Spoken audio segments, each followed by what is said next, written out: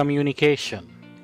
The success of our relationship with anyone is highly dependent on how effective our communication is, how well we are able to pass on our thoughts and emotions to others. Communication is the key to build a connection with others. The better the communication is, the better the connection will be.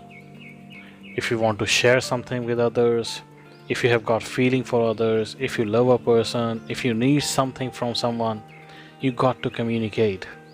Communication is an essential skill that we need in life, be it a personal life or a professional life. So, let's dive in and understand what is communication. Well, in simple words, it is an art of understanding others and being understood by others. It is the oneness of thoughts and emotions between the people communicating to each other. When the same understanding is achieved for the thoughts and emotions, then the communication is complete. So, essentially, any communication has two key components. The first one is understanding others, and the second one is getting understood by others. Let's start with the first component, understanding others. People have a deep need to be heard. They want to feel important. So to understand, you got to listen to the other person. It sounds very simple, but it's a very hard thing to do. Rumi has rightly said, listen with ears of tolerance, see through the eyes of compassion, and speak with the language of love. However, our mind, our knowledge, our preconceived notions, our ego pushes us to react early. That may not be our intention, but this is how our mind works. That's how it functions, and it's natural. We become judgmental too early, we jump to the conclusion or draw the conclusions too early. That's the job of our mind, and that's not right. But this is what the biggest problem is in communication. But the good news is, there is a solution. You can control your mind by giving it a process, an order, an instruction on how to process the thoughts and emotions, how to make the communication successful. The first step in understanding process is listening. The biggest problem is, we listen what we want to listen, not what is being said. We interpret things according to our own prejudices or understanding. So, what reaches to our mind is a distorted thought in some or the other way. Listening is not about only hearing, it's a much wider concept. Once you become conscious of your mind, you can take charge of your mind. So, what is required is to focus all your attention to the other person. And whenever your mind disturbs in between, then you consciously pause it. Don't get driven by your mind. Bring your focus back to the person and try to understand the message he is trying to deliver. When you are not thinking anything else and you can keep your focus to the person you are speaking to, that is the art of listening. Taking active and full interest in the other person, giving you full availability, respecting his time, respecting his thoughts, understanding the intention, purpose, and being aware that the other person has a fundamental right to speak up. Hence, respect his right to speak, understand his feelings and emotions, and show empathy. Nature has given us two eyes which can open or close, a mouth which can again open or close, but our ears are always open. Ears are for receiving, so use your ears wisely. Listening is receiving. This actual receiving, without being distorted by our mind, our prejudices, our preconceived notions, ego, emotions, or reactive behavior, that is the real listening. The next step is understanding. Once you have received the message, it's time to assess or critically examine it. Organize the thoughts in order to understand it end to end. Summarize the big message to grasp and get hold of the overall message. This is how the shlokas, mantras, sutras are written. Big messages are compressed into key message. Try to visualize the message so that your mind captures the picture image of it as well. And then finally match it with the feelings and the emotions with which the message has been passed on. The third step in understanding others is validation and asking questions to ensure that the message has been correctly and completely understood. So cross-checking and verifying the gist of message with the other person is essential to complete the understanding, and incorporating their feedback if something has been missed out in the understanding of message. These three steps completes the first component of communication, that is understanding others. The second key component of communication is getting yourself understood by others. This requires a lot of skills if you really want to be an effective communicator. People always love to listen to the person who has an absolute clarity of his thoughts and emotions and the message he has got to deliver. Clarity here means knowing what to speak, who to speak with, why to speak, and how he is going to speak, so that people can appreciate and understand the message. And hence, the first essential component for getting yourself understood is to have a clear, concise message, and at the same time it has to be complete. The second step is to correctly articulate the message with the right structure, right connection with the audience, and the timing of the emotions, expressions, the body language along with the message, using the right tonality of the voice and the right pitch, taking pauses while speaking so that people can digest the message, and modulating your voice according to the emotions within the message. That is the key to deliver the message, so that people can connect to the gestures, the hand movements, the ups and the downs in the tone of the voice, and they can match their emotions and feelings with that of the other person or the speaker. The third step is to present your message in such a way which engages the other person or the audience, and having the message structured in such a way that it has a beginning, then the middle, and then the end, just like a story. People love to hear stories, and if any boring message is covered with a good story, then it becomes a very interesting conversation. Also, to engage, you may ask some simple questions, use real life examples, use analogies. For example, life is like a box of chocolates or a box of crayons, and you never know what you're gonna get. You may use stories either from the real ongoing things or from the past. Giving a right structure to a conversation makes a conversation much more focused, meaningful, engaging, and interesting. This completes the second component. When you understand and get understood in the communication, then you achieve the oneness of thoughts and emotions, and that's called a good and effective communication.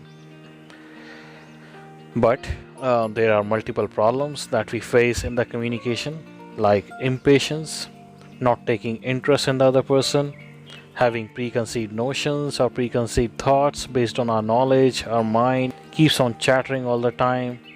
The message is not clear. We tend to react early without even understanding the message in entirety. And we have fear of failure as well when we communicate in front of others, or become anxious while talking, or sometimes we face anger due to the reactions, or we get into conflict or an argument due to some misunderstanding. Well, each of these problems come with a solution as well.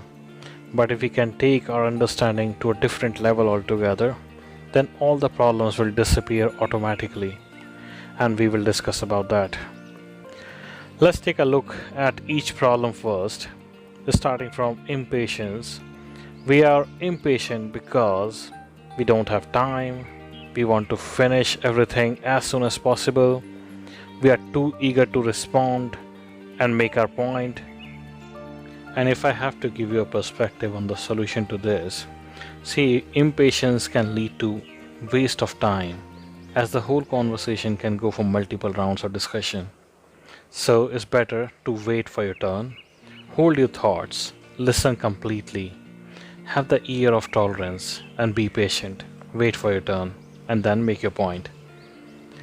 Second problem is we lack interest in listening to others because we are too busy in our own things. We don't want to know others' perspective. We are stuck into our own thoughts and emotions. Sometimes we don't like the other person because of some prejudices, likes or dislikes, partiality, etc. If we talk about the solution, see, if you have decided to invest time in the communication, then you should give your 100%. Be supportive, be loving, show some empathy, compassion, and respect. See, everyone loves people who are supporting in nature, who love people, who loves to talk and respect others. Isn't that true? The next problem is preconceived notions. Having a glass full of our own thoughts, feelings, emotions, knowledge, without even knowing whether that knowledge is complete or incomplete, making early judgments based on the incomplete information. That is a result of preconceived notions. The simple solution to that is whenever you are going into a communication, just put a question mark on whatever you know and listen to the other person. If you like it, you understand it, then take it, otherwise you can leave it.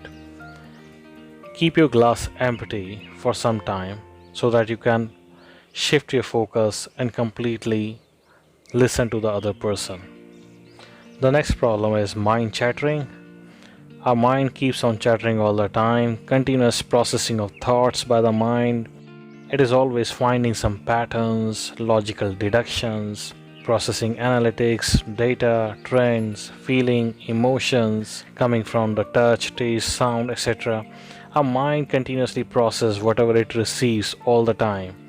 So, it's normal and natural for the mind to process all of this, but it is always our choice whether to stuck into our mind chattering or go beyond it and focus on the other person and listen to what he has got to tell.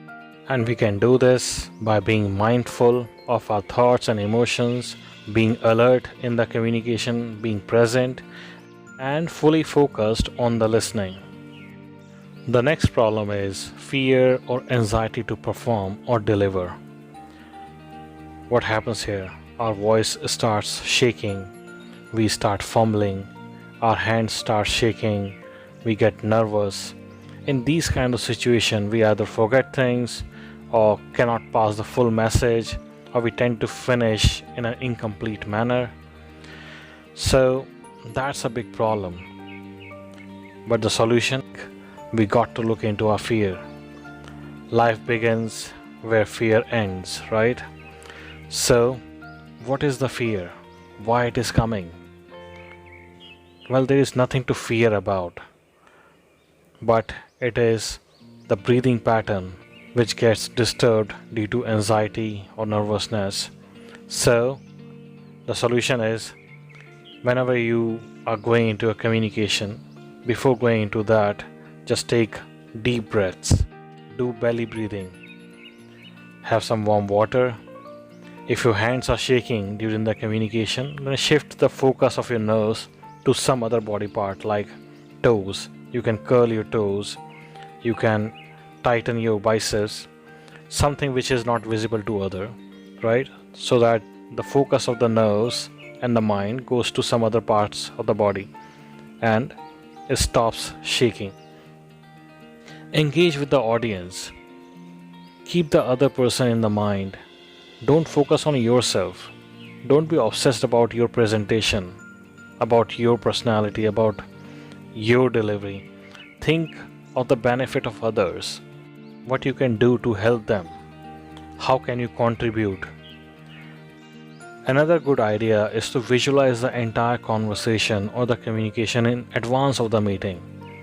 Visualize how you will go through the flow of the meeting. Visualize how you'll answer all the questions. Visualize the success in the meeting or the presentation. Visualize the end-to-end flow of communication and preempt all the questions that you can think of and try to answer them in advance. The next problem is getting into a conflict or an argument which results into anger or frustration. See, this can badly damage the entire conversation and the relationship as well. Even one point of disagreement can lead to all of this. See, we want to get accepted by people, but the reality is we cannot make everyone happy. There will be some other person who will not be convinced by you. We think that the other person is not aware or not wise enough like us because we have difference of opinion, we have providing different solutions, we have different thought process. So different types of conflict occurs, argument happens, and at times we get so much angry and we get frustrated that we end the conversation with the frustration, or we do something or say something that is not appropriate. So what's the solution? So the solution is to go beyond emotions. Think of the solution, think of the next steps, think of cooperation and collaboration. If our approach is solution oriented, if we really want the results, we'll not get stuck into the history or an argument, or will not react to the situation. We'll always look for the response. Response comes from the word responsibility, which is a very beautiful word, which means an ability to respond. So instead of reacting, if we can respond to the situation, that would be the right way of dealing with the conflict. See, we can always agree to disagree, but what we need is having the right conversation in the right way and build the right relationship so that we can succeed in our life, be it personal life or the professional life. The key is people have a deep need to be heard. They want to be listened to. And if we learn the simple art of listening, then so much misunderstanding in the world will simply disappear. Now that we have talked about different problems and solutions, but if you really ask me whether these are the right solutions or not, well, I would say these are good at the surface level. However, if we dive further down, we will find there is only one solution to all the problems in the communication, and that is awareness.